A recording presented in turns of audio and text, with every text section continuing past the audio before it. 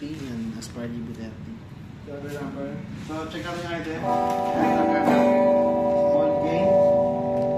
Pang base to, try na sa causing para lang makita na gumagana siya. So, middle. Pag walang middle, ganyan tulad niya. Kung may middle. Mataba. Treble, check natin pag wala. Yan, hulog.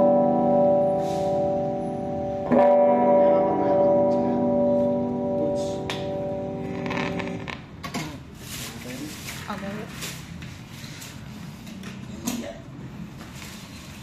Nalagyan natin sa loob.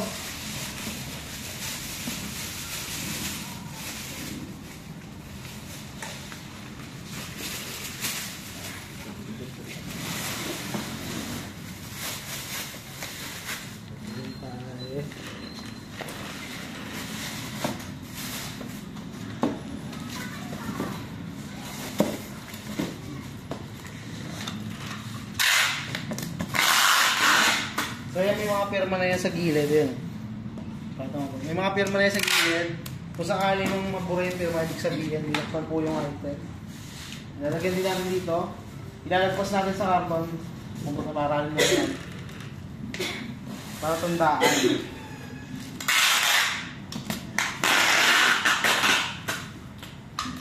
Matik, pag nabura yung pirma. Meron naman ito sa kabila, meron naman siyang pirma. Pakita ko sa mata. Ayan. Pag nabura yan, matik.